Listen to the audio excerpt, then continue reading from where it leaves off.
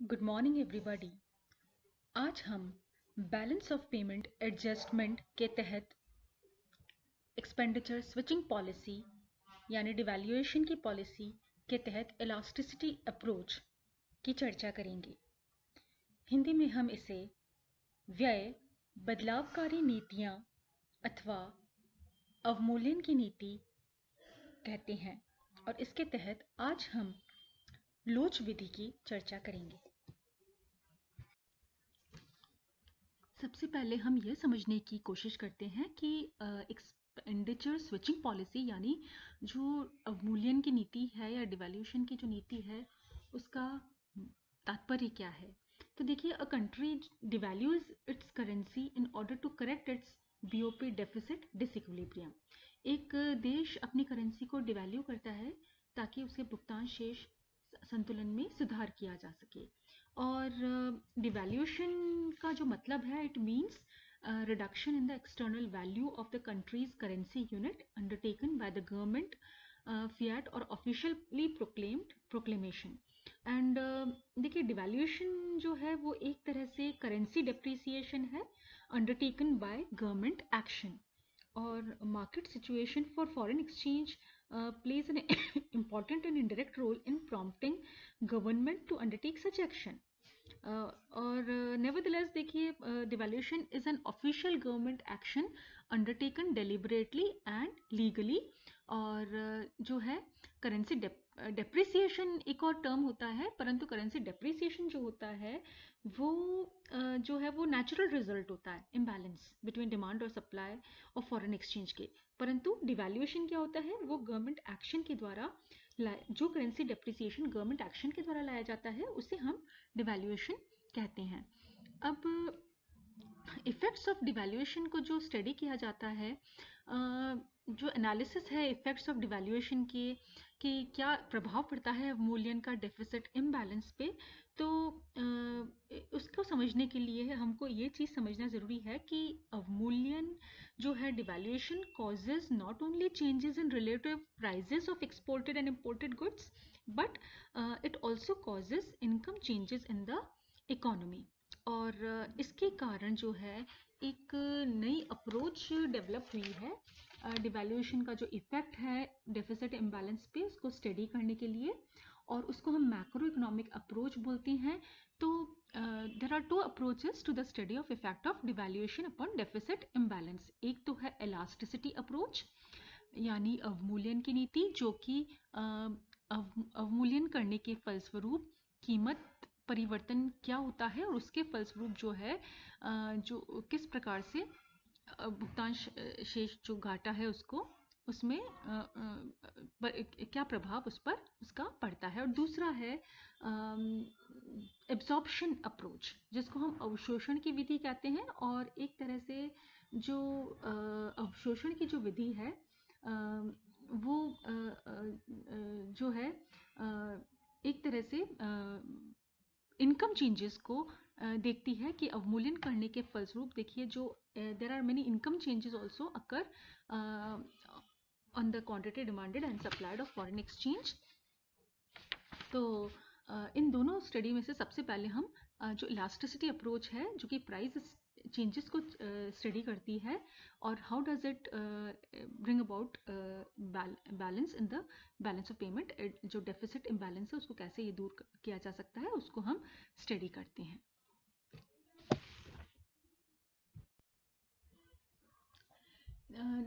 देखिए, मेजर्स जो डिवैल्यूएशन के जो उपाय हैं, it is used to switch domestic and foreign spendings away from foreign goods and services to the domestically produced one, or this is the reason why devaluation is also called as expenditure switching policy. अब हम elasticity approach की detail में चर्चा करते हैं। तो देखिए, जो डिवैल्यूएशन है it is suppose to improve the balance of payment situation for a country. अब प्रश्न ये है कि one of how trade balance and capital flows are likely to respond to devaluation, कि किस तरह से जो ट्रेड बैलेंस है और कैपिटल फ्लोज हैं वो अवमूल्यन करने के फलस्वरूप किस तरह से रिस्पॉन्ड करेंगे, उस पर ये डिपेंड करेगा कि डिवैल्यूएशन सक्सेसफुल होगा या नहीं। तो देखिए जो whether devaluation will be successful in improving the trade balance of a country, वो डिपेंड करेगा दो बातों पर। एक तो elasticity of foreign demand for home countries exports, home country के एक्सपोर्ट्स के लिए जो जो elasticity ऑफ फॉरेन डिमांड है उस पर, और दूसरा है elasticity of domestic demand for imported goods in the home country. तो डोमेस्टिक डिमांड के लिए जो इम्पोर्टेड गुड्स की जो elasticity है उस पर, दूसरा उस पर निर्भर करेगा। और एज ए जनरल रूल अगर हम देखें तो फॉरेन डिमांड फॉर जो होम कंट्रीज एक्सपोर्ट्स अगर इनइलास्टिक है तो home country will not be able to increase its foreign exchange earnings, because even though devaluation has made the home countries goods cheaper for foreign countries, the foreign countries demand for home countries goods will fail to expand, or this will fail to improve home countries balance of payment situation. Similarly, agar home countries demand for imported goods is inelastic, then the level of home countries imports will remain the same as before, but devaluation has made imports costly to the home country. This would mean that after devaluation, home country would be spending more number of dollars on the fixed quantity of imports.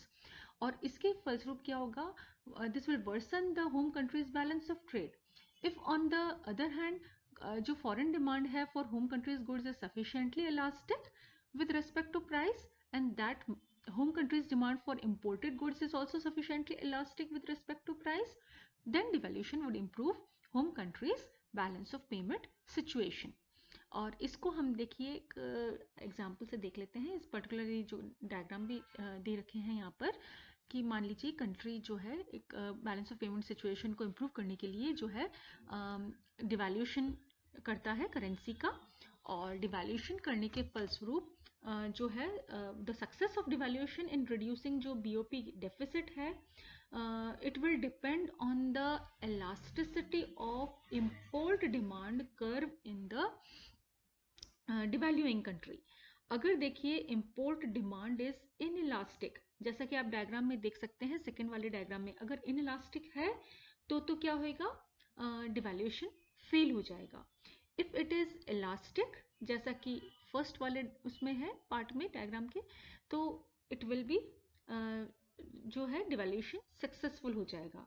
और अगर if elasticity of demand is unit elastic, तो क्या होगा? जो है devaluation के फलस्वरूप न तो बैलेंस ऑफ पेमेंट की स्थिति में सुधार आएगा और न ही स्थिति खराब होगी, जैसे पहले थी वैसी ही रहेगी। तो ये है कि अगर the more elastic the import demand for imported goods in the country, the more successful will be the devaluation policy. एक और चीज है यहाँ पर कि there is the question of export demand elasticity और elasticity of foreign demand for the domestic good exports. और devaluation करने के फलस्वरूप डिवैल्यूएशन जब होता है तो it reduces the export prices and thereby stimulates export demand, hopefully export earnings also. परंतु देखिए डिवैल्यूएशन करने के फलस्वरूप जो है एक्सपोर्ट डिमांड कितनी बढ़ेगी और भुगतान शेष की स्थिति में कितना सुधार आएगा, it depends on the elasticity of the export demand curve. अगर एक्सपोर्ट डिमांड कर्व जो है वो यूनिट इलास्टिक है तो डिवैल्यूएशन करने के फलस्वरूप न तो स्थिति में सुधार आएगा और न ही स्थिति खराब होगी, जैसी स्थिति थी वैसे ही बनी रहेगी डिवैल्यूएशन करने के फलस्वरूप।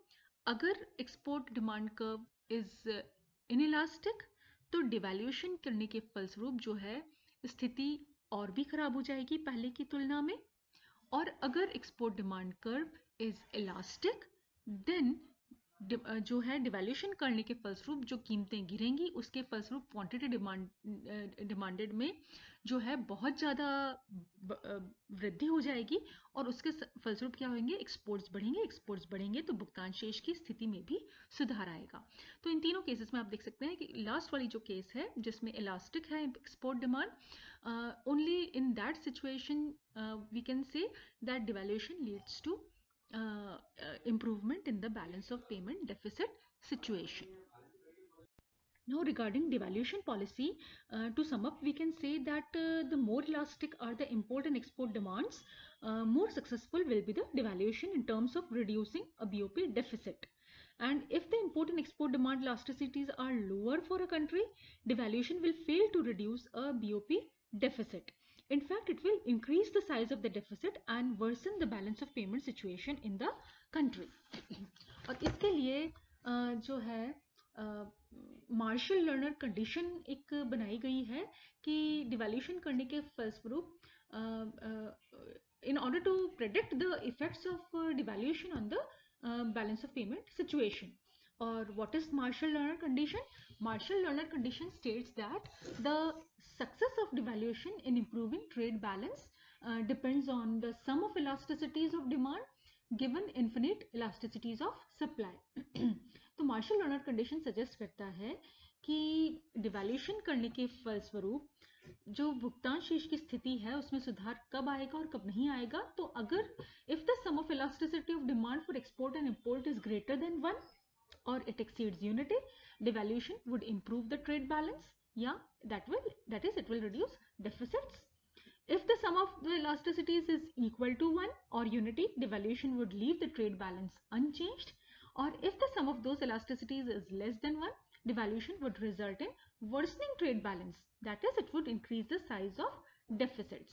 तो भुगतान शेष की संतुलन की स्थिति में सुधार लाने के लिए जो है the sum of elasticities had demand of exports or demand for imports की that should be greater than 1 in order that devaluation improves the trade balance. अब हम देखते हैं कि जो कंडीशंस हैं सक्सेस ऑफ डिवैल्यूएशन के लिए वो क्या क्या हैं. तो सबसे पहला तो ये है कि देखिए जो मार्शल लर्नर कंडीशन जो हमने देखी थी वो एज्यूम करके चलती है कि जो सप्लाई है the supply is infinitely elastic in the export sector of the devaluing country, or there is however no guarantee of the existence of such a situation. Or devaluation of course tends to create favorable demand conditions in the foreign countries so that the devaluing country can promote its exports. If however the devaluing country is not in a position to increase its export production, अगर devaluation करने के फलस्वरूप अगर कीमतें कम हो जाएं और ऐसी स्थिति में भी अगर जो है डिवैल्यूइंग कंट्री अगर इस पोजीशन में नहीं है कि वो एक्सपोर्ट्स इंक्रीज कर सके तो export earning can not go up. Exports earning उससे नहीं बढ़ेंगी डिवैल्यूएशन करने से. और if devaluation has to succeed, the country must have large exportable surplus and export capacity. देखिए डिवैल्यूएशन करने से एक्सपोर्ट सस्ते होते हैं परंतु हम एक्सपोर्ट्स तभी बढ़ा सकते हैं जब एक्सपोर्ट करने की हमारी ज़्यादा उत्पादन करने की हमारी कैपेसिटी हो. और many of the जो less developed countries हैं they may not be able to get the best out of devaluation on account of their supply rigidities and bottlenecks in export production. और दूसरा ये है कि देखिए devaluation may be a remedy for improving the balance of payment deficit of a single country, पर अगर if many countries are suffering from BOP deficits at the same time, there is real danger of competitive exchange rate depreciation and retaliation by other countries. When that happens, devaluation brings no gain to any country. फिर success of devaluation depends upon the nature of monetary and fiscal policies which the devaluing country is pursuing to control its domestic economy. अगर country vigorously expansionary fiscal और monetary policy अपना रही है और ऐसी स्थिति में हम devaluation कर रहे हैं तो devaluation करने से जो है डोमेस्टिक कॉस्ट और प्राइस स्ट्रक्चर तो और ज़्यादा खराब हो जाएंगे और एक्सपोर्ट प्राइस एडवांटेज जो कॉन्फर्ड होएगा डिवैल्यूएशन के द्वारा it may not be more than offset by the rising level of cost and price of exportable goods. Success of devaluation also depends on how successful is the country in controlling domestic cost and prices.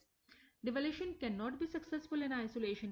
उसके लिए एक supportive monetary, fiscal और other policy measures होने चाहिए ताकि devaluation successful हो सके. फिर devaluation may not be advisable for certain types of countries.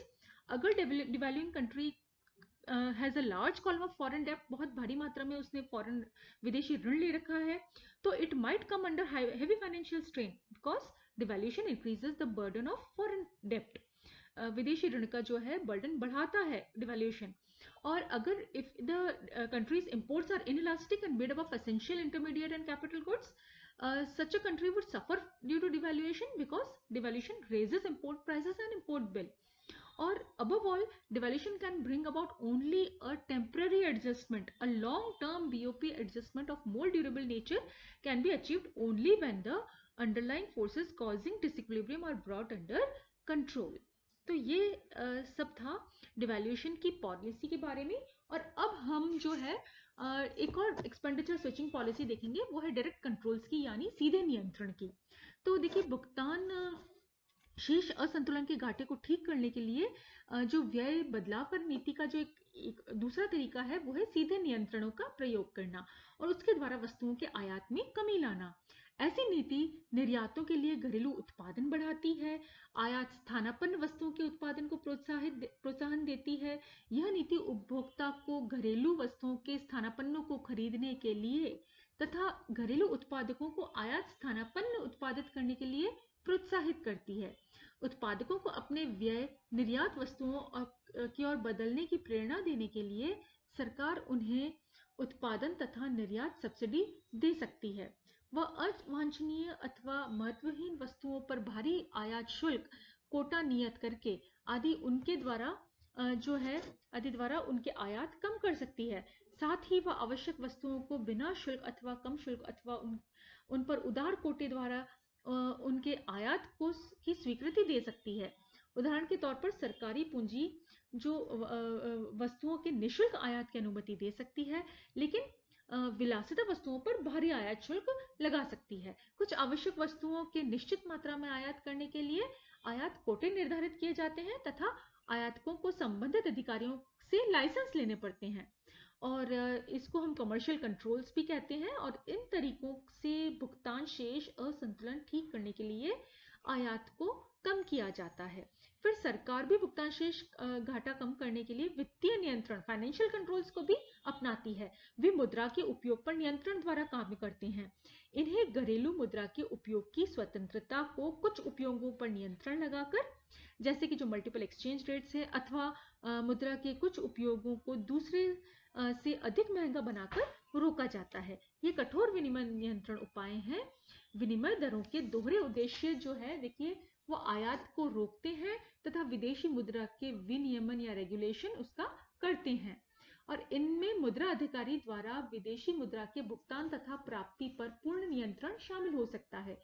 विदेशी मुद्राओं को विनिमय नियंत्रण अधिकारियों को समर्पित करना पड़ता है। विदेशी मुद्राओं तथा प्रतिभूतियों के क्रय पर, विदेशी अल्पावधि के जो सट्टा पूंजी बहिर्वाहों पर, रॉयल्टी पर, विदेश के ब्याज तथा ऋण भुगतानों पर, विदेशी यात्राओं तथा पर्यटकों के विदेशों में व्यय आदि पर भी प्रतिबंध लगाए जा सकते हैं। और सरकार जो है मल्टीपल एक्सचेंज रेट्स भी अपना सकती है। यह आवश्यक वस्तुओं जैसे कच्चे माल, मशीन आदि पर कम जो है एक्सचेंज रेट लगाए और अनावश्यक वस्तुओं पर हायर एक्सचेंज रेट का प्रयोग कर सकती है। तो इस प्रकार से देखिए, डायरेक्ट कंट्रोल्स द्वारा वाणिज्यिक तथा वित्तीय आयातों में कमी ला करके अर्थव्यवस्था को विदेशी मुद्रा की आवश्यकताओं को नियंत्रित करके भुगतान शेष असंतुलन ठीक करने में सहायक होते हैं। फिर इनकी भी कुछ लिमिटेशंस हैं सीधे नियंत्रणों की, कि देखिए, इनकी बहुत बड़ी सोशल कॉस्ट होती है। जब लोगों को विदेशी मुद्रा का उपयोग तथा वस्तुएं आयात करने से रोका जाता है तो कल्याण की हानि होती है। उन पर अत्यधिक प्रशासनिक व्यय होते हैं। विनिमय नियंत्रण नियमों की उपेक्षा करके विदेशी मुद्रा विनिमय लाइसेंसों के लिए प्रार्थना पत्र देकर तथा बोली लगाकर लाइसेंस लेने की प्रक्रिया से भी साधन की क्षति होती है। दूसरे देश द्वारा जो है रिटेलिएटरी उपाय भी अपनाए जा सकते हैं जो इन लाभों को समाप्त कर सकते हैं। इसके अतिरिक्त सीधे नियंत्रण भुगतान शेष के घाटे को दबाकर उसके लक्षण का उपचार करते हैं, न कि रोग का।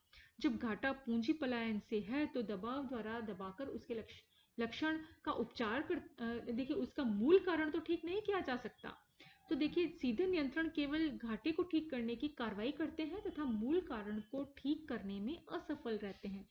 इस प्रकार सीधे नियंत्रण भुगतान शेष घाटे के स्थायी समाधान की बजाय अस्थायी समाधान ही प्रस्तुत करते हैं। और इसी कारण से देखिए, अधिकतर देश जो हैं उदार व्यापार व्यवस्था के पक्ष में होते हैं, जहां मौद्रिक फिस्कल जो है मॉनेटरी फिस्कल मेजर्स के द्वारा भुगतान शेष घाटा ठीक करने के लिए सीधे नियंत्रणों से बेहतर मानते हैं। Thank you.